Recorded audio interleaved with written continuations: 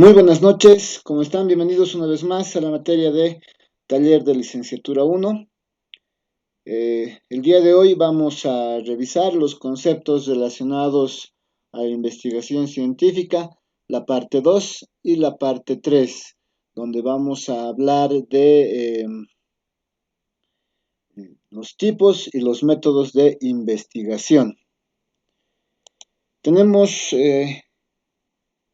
ya visto en la primera parte de lo que es la investigación científica, habíamos hablado de lo que es la investigación científica y lo que son los diferentes enfoques de investigación, ¿no? Lo que ahora vamos a ver está en relación a la investigación científica, una segunda parte, donde vamos a ver tipos de investigación. Vamos a ver algún tipo de investigación histórica, correlacional, experimental, cuasi experimental, pero seguramente lo que nos va a llamar más la atención es la investigación exploratoria, descriptiva y explicativa, que en general es el tipo de investigación que mayoritariamente o de manera más usual se ha estado usando en los últimos años cuando se habla de tipos de investigación, ya sea para tesis o proyecto de grado. Empecemos a hablar un poquito de los tipos de investigación. Ah, Cuando se va a resolver un problema de forma científica, es muy conveniente tener un conocimiento detallado de los posibles tipos de investigación que se puede seguir. ¿Eso qué quiere decir? Que cada vez que nosotros empezamos una investigación, nosotros debemos saber qué tipo de investigación vamos a seguir. Eso es un hecho inalterable. Este conocimiento hace posible evitar equivocaciones en la elección del método adecuado para un procedimiento específico. ¿Eso qué quiere decir? Que cuando nosotros escogemos el tipo de investigación es un hecho que vamos a relacionarlo con un método que nosotros consideramos adecuado. Ahora bien, eh, conviene anotar que los tipos de investigación difícilmente se presentan puros. Generalmente se combinan entre sí y obedecen sistemáticamente a la aplicación de la investigación. Eh, Usualmente vamos a hacer una investigación documental, por ejemplo, como parte de una investigación de tipo exploratorio, descriptivo, ¿no? Que es lo que usualmente ocurre en nuestros casos. Por eso dice que se pueden combinar, ¿no? Ese es el motivo. Además, ya podemos empezar a partir de eso a hablar de algunos tipos de investigación, algunos que se aplican, ¿no? La investigación histórica.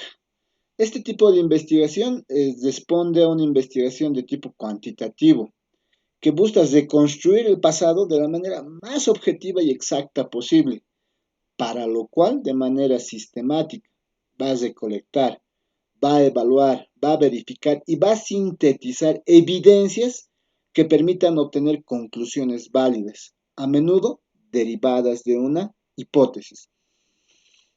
En una investigación de tipo histórico que es cuantitativo, eh, se va a intentar obtener conclusiones a partir del planteamiento de una hipótesis. Para ello, solamente se va a recolectar, se va a evaluar, se va a verificar y se va a sintetizar algunas evidencias que se pueden obtener producto de la observación, de las entrevistas, ¿no? De algún otro tipo de técnica. ¿Cuáles son sus características? Este tipo de investigación depende de datos observados por otros, más que por el investigador mismo. Estos datos son de dos clases, fuentes primarias y fuentes secundarias. Las fuentes primarias son derivadas de la observación y registro directo del acontecimiento por su autor. ¿Eso qué quiere decir? Que una fuente primaria es un artículo original, una tesis de grado, un proyecto de grado original, ¿no? ¿Por qué? Porque ha sido producto de la observación y registro directo del autor. En cambio, las fuentes secundarias, el autor informa de observaciones realizadas primeramente por otros, es decir, hace una investigación del tipo usualmente documental donde menciona lo que otros autores han ido investigando, ¿no? Y probablemente los recopila. Las fuentes primarias son evidencias de primera mano y deben utilizarse preferentemente en este tipo de investigación como en cualquier otra investigación. Algunas otras características. Las fuentes deben someterse, cuando hablamos de un tipo de investigación histórica, las fuentes deben someterse a dos tipos de crítica. Una crítica externa y una crítica interna. La crítica externa determina la autenticidad del documento que estamos revisando. Y la crítica interna que examina los posibles motivos, prejuicios y tal vez limitaciones que el autor de ese documento haya determinado exagerar, distorsionar u omitir algún tipo de información.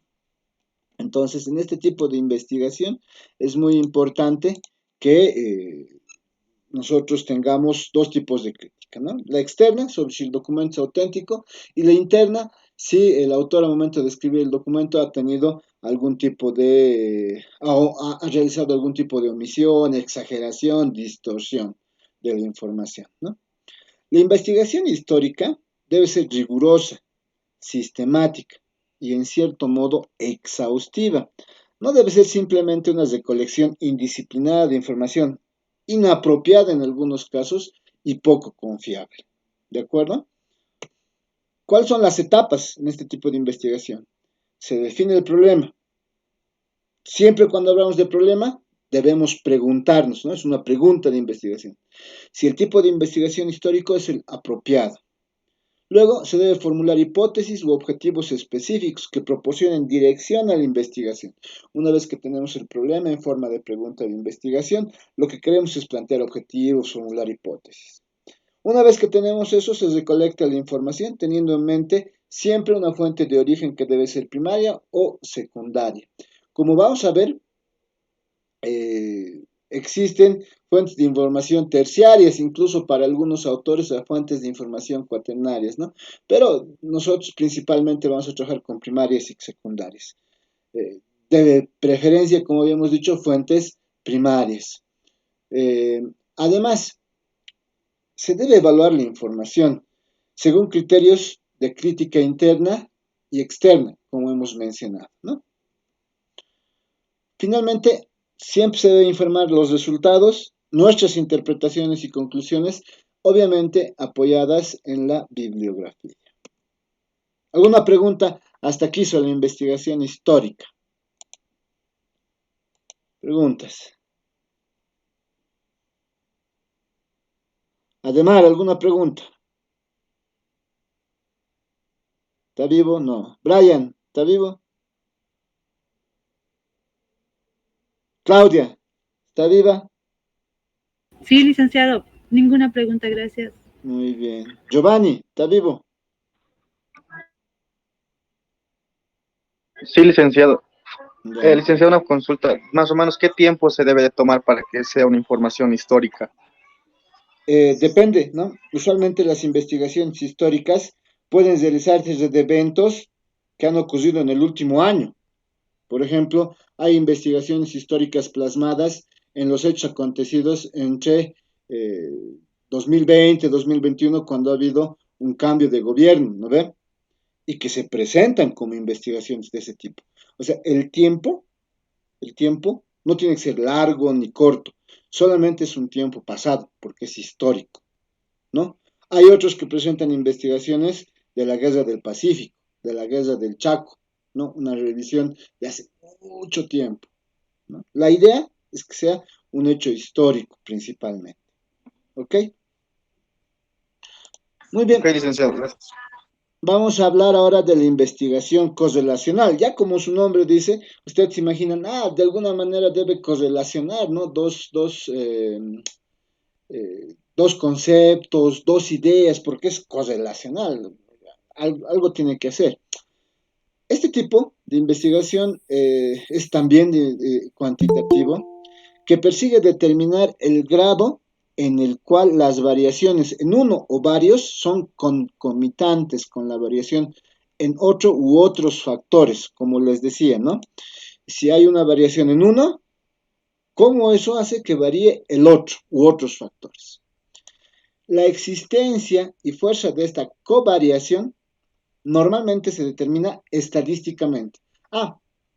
Aquí Es muy importante indicar que estamos hablando que se va a resolver a través de medios, o sea, si se va a plantear una hipótesis en una investigación correlacional, nosotros ya de una sabemos que esa hipótesis se debe probar de manera estadística, por medio de coeficientes de correlación.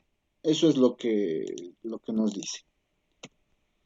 ¿Cuáles son sus características? Es indicado en situaciones complejas en que importa relacionar variables, pero en las cuales no es posible el control experimental.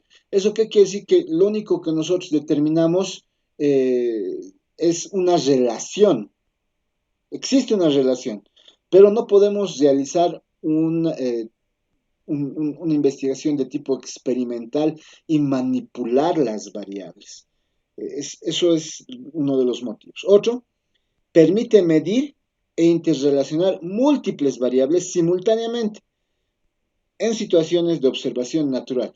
Es un hecho muy claro que cuando se trabaja con investigaciones correlacionales podemos manejar múltiples variables.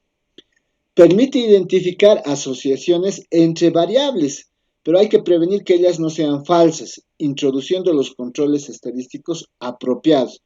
Aquí también, al igual que en la investigación de tipo histórico, estábamos mencionando claramente que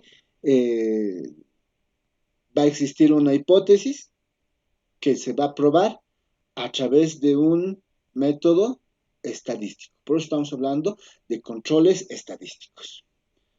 Es menos riguroso que el tipo de investigación experimental. Ya en el tipo de investigación experimental lo que ustedes deben de pensar, lo que ustedes deben determinar, es seguramente que vamos a manipular las variables. En cambio, en una correlacional no es tan riguroso. ¿Por qué? Porque no se puede manipular, como les decía, estas variables independientes ni controlarlas rigurosamente.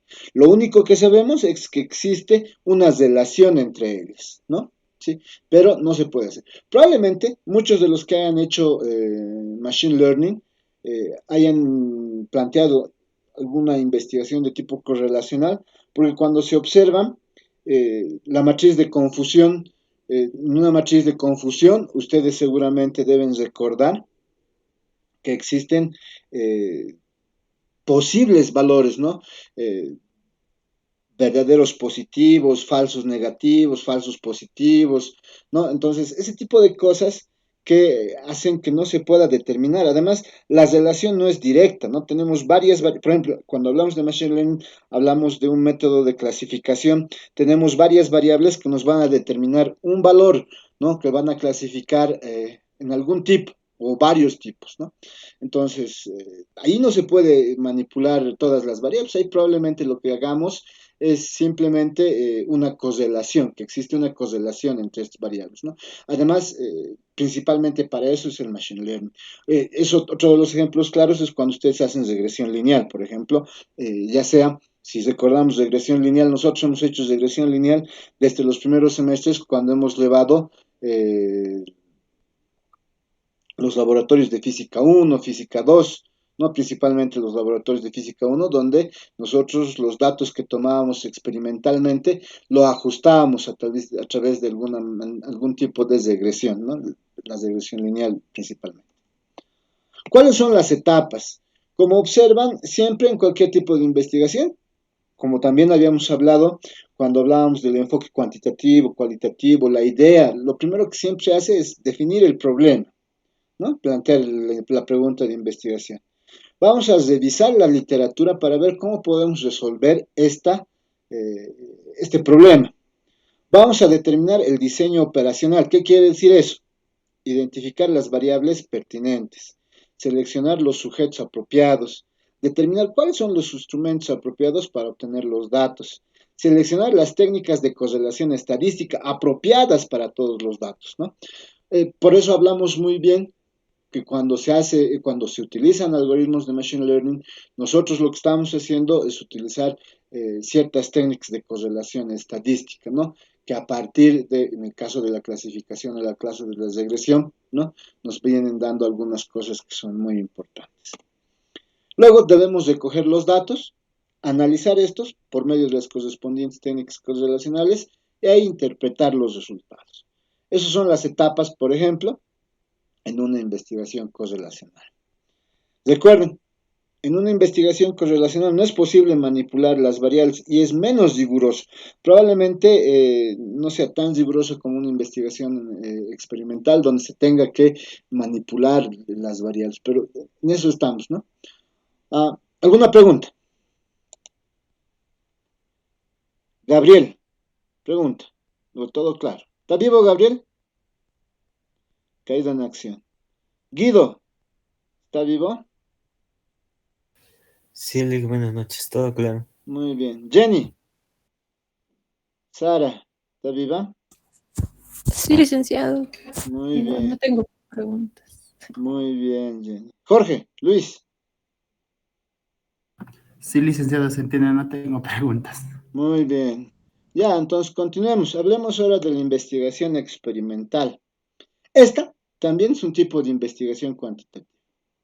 Y existen diferentes maneras de hacer este tipo de investigación, que se ha ideado con el propósito de determinar con la mayor confiabilidad posible relaciones causa-efecto, para lo cual uno o más grupos llamados experimentales se exponen a los estímulos experimentales y los comportamientos resultantes se comparan con los comportamientos de ese u otros grupos llamados de control, que no reciben el tratamiento o estímulo experimental.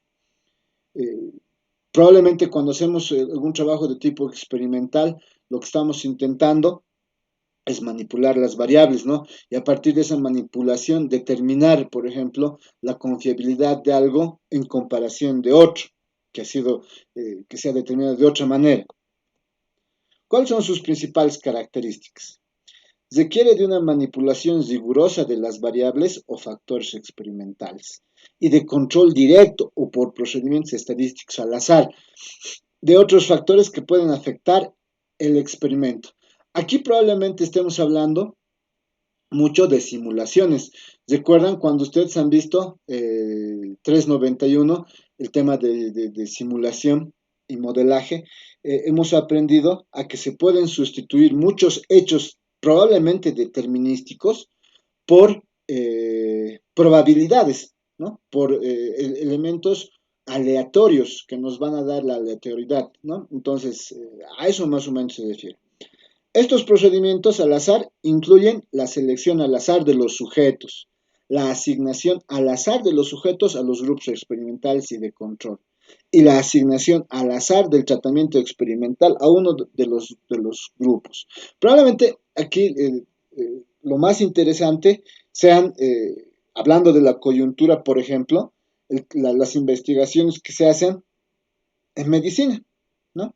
¿Por qué? Porque en medicina, por ejemplo, para probar una vacuna, para probar algún tipo de medicamento, lo que se hace es seleccionar al azar sujetos.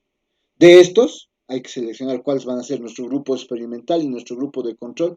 El experimental, al que le vamos a tratar con un nuevo medicamento, digamos, y el de control, al que hemos tratado con un medicamento tradicional.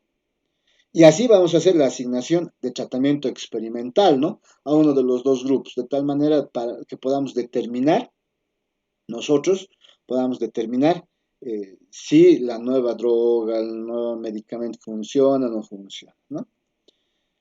Emplea por eso un grupo de control para comparar los resultados obtenidos en el grupo experimental, teniendo en cuenta que para los fines del experimento ambos grupos deben ser iguales, excepto que uno recibe un tratamiento, el factor causal, y el otro no, como ya habíamos mencionado en el ejemplo.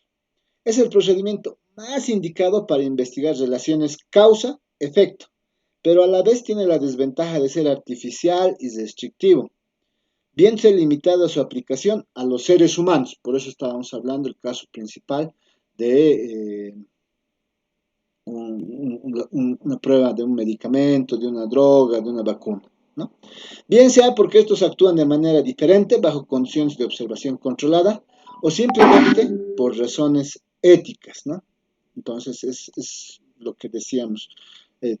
Por ejemplo, cuando se prueba algún medicamento, alguna droga, ustedes saben que tiene que pasar ciertas etapas, ciertas pruebas que se hacen en animales antes de probarse en humanos directamente. ¿Cuáles son las etapas de este tipo de investigación? La investigación experimental. Revisar la literatura relativa al problema. Empezamos revisando siempre la literatura.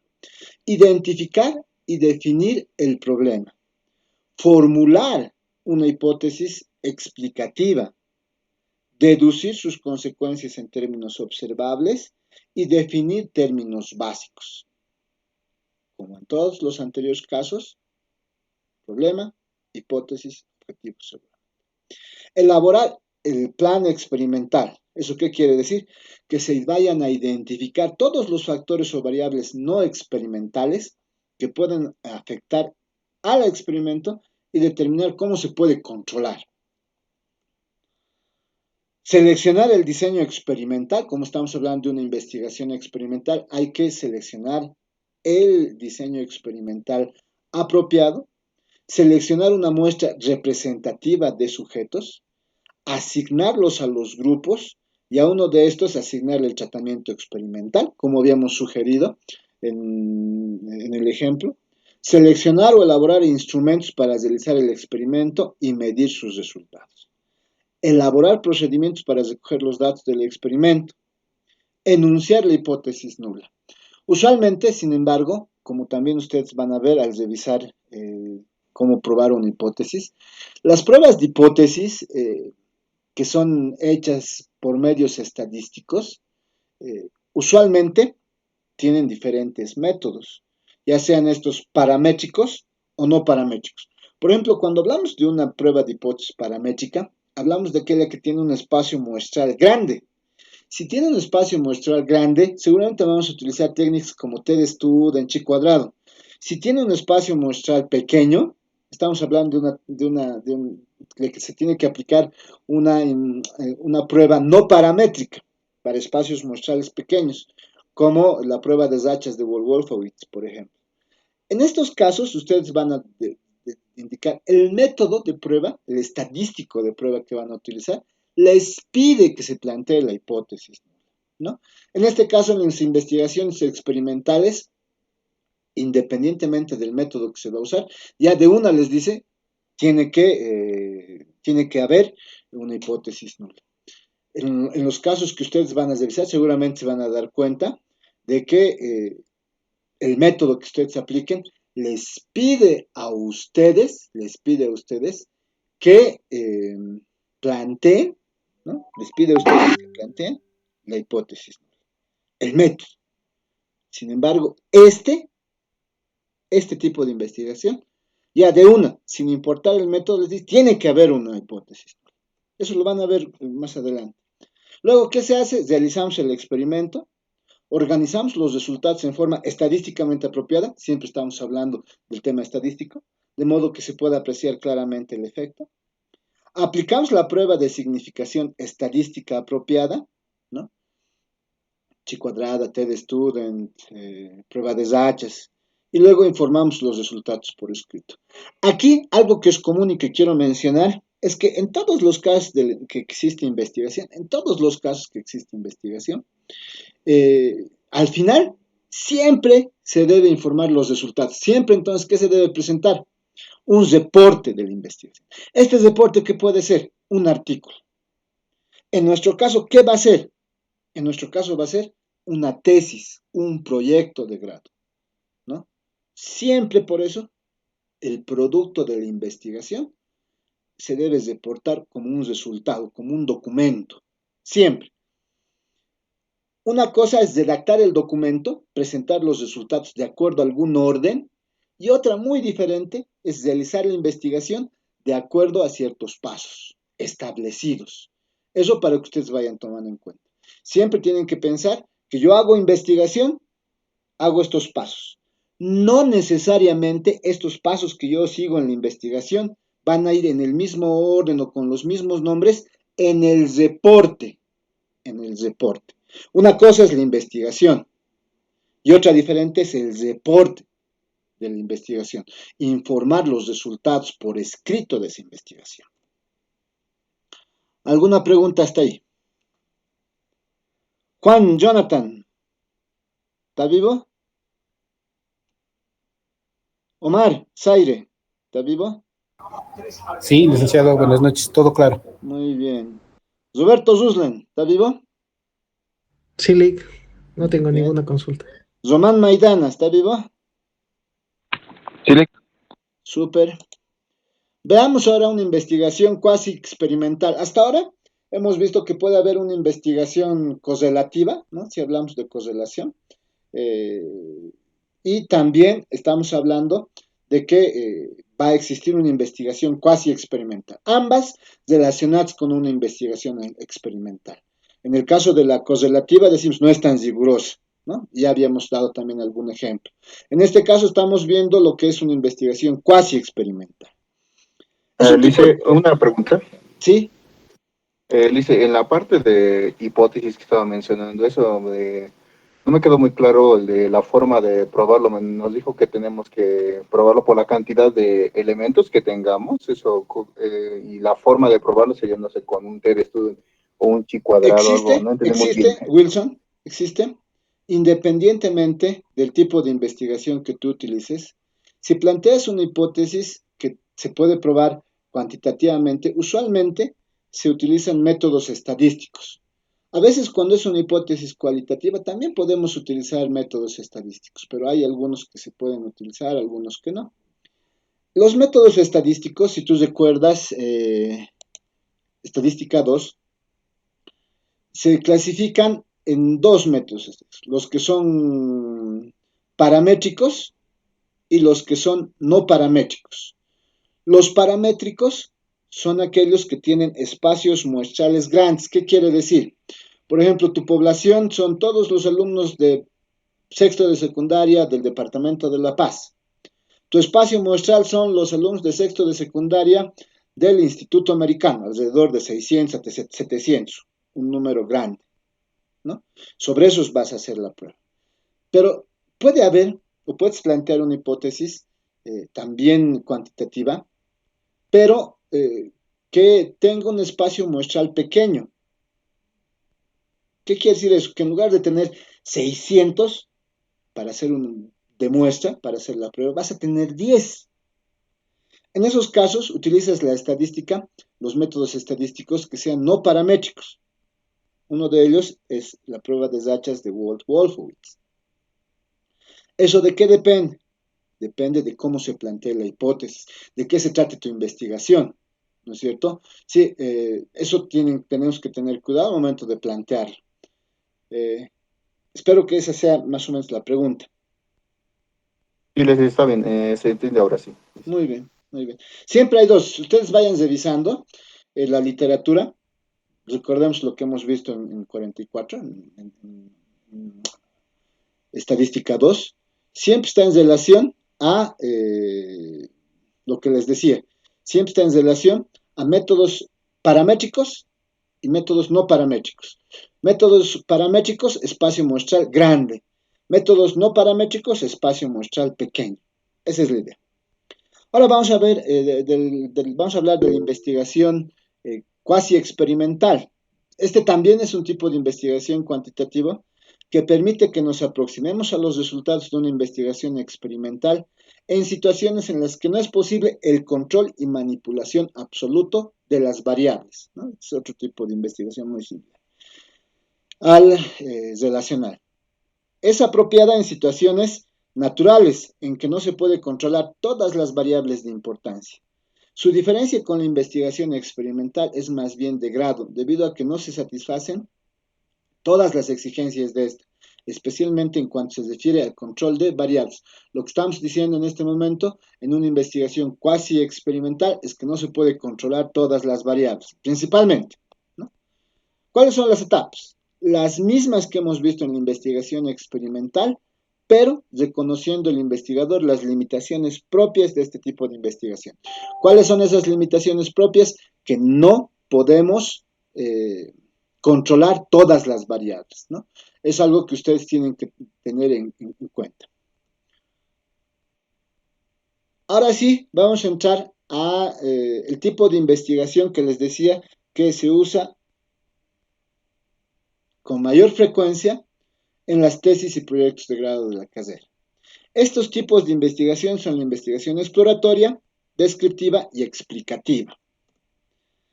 La investigación exploratoria es aquella que se efectúa sobre un tema u objeto desconocido o poco estudiado, por lo que sus resultados constituyen una visión aproximada de dicho objeto, es decir, un nivel superficial de conocimientos.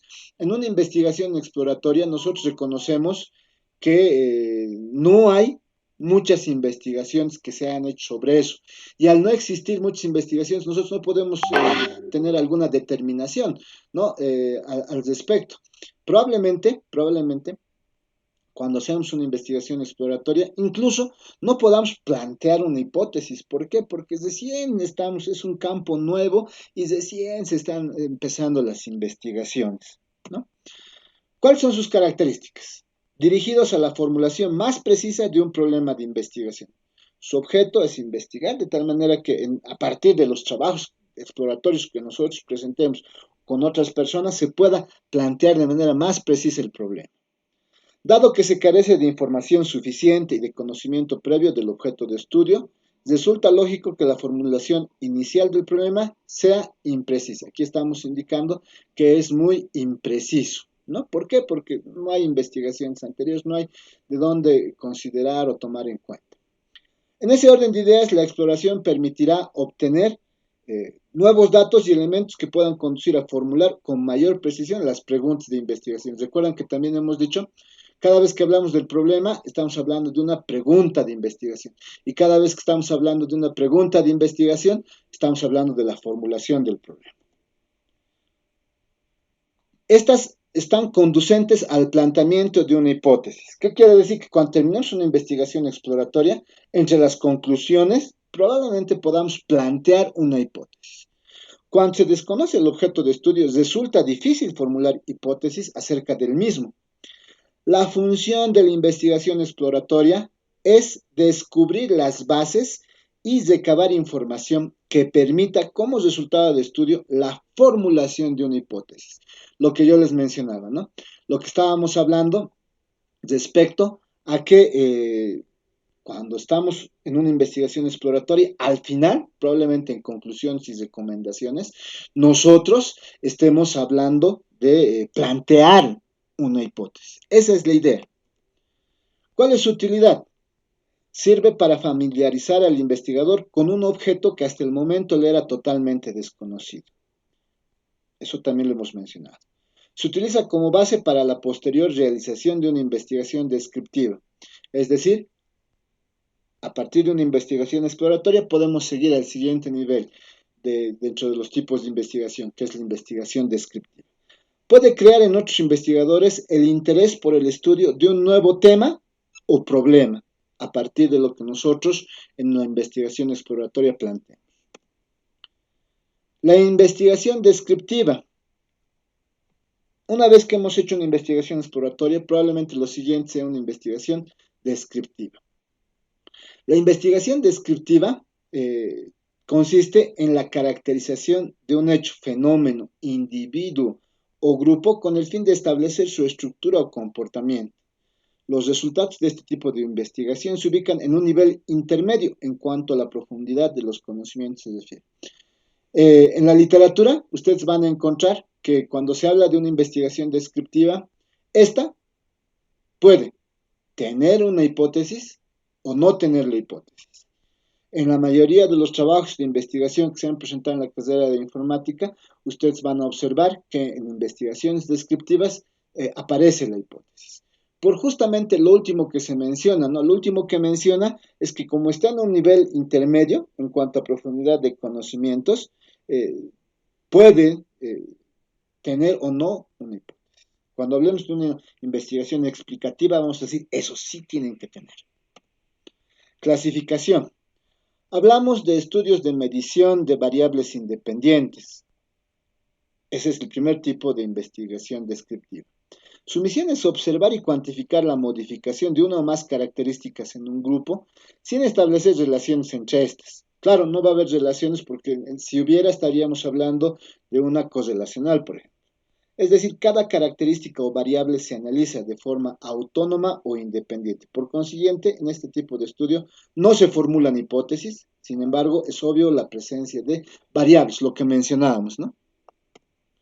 Investigación correlacional, lo que también decíamos. Su finalidad es determinar el grado de relación o asociación no causal entre dos o más variables. Estas investigaciones correlacionales son del tipo descriptivo, como habíamos dicho también al principio de la presentación, muchas veces estos se combinan. En estos estudios primero se miden las variables y luego mediante pruebas de hipótesis correlacionales y la aplicación de técnicas estadísticas se estima la correlación.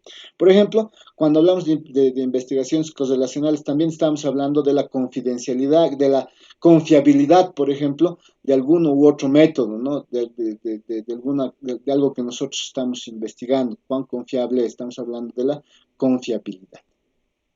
Ahora, la investigación explicativa se encarga de buscar el porqué de los hechos mediante el establecimiento de relaciones causa-efecto. Si hablamos de causa-efecto, estamos hablando de que estas sí o sí deben tener una hipótesis, sí o sí. En ese sentido, los estudios explicativos pueden ocuparse tanto de la determinación de las causas, que es una investigación tipo post facto, como de los efectos, una investigación experimental, mediante, como ya habíamos mencionado, la prueba de hipótesis. Sus resultados y conclusiones constituyen el nivel más profundo de conocimientos, ¿no? Entonces, algo que estamos repitiendo constantemente. ¿Alguna pregunta hasta aquí? Rosario, ¿está viva? Sí, Lisa, no hay ninguna pregunta. Muy bien. Sergio, ¿está vivo? Sergio Luis. Sergio Ramírez, ninguna pregunta. Muy bien. Yesid Junior,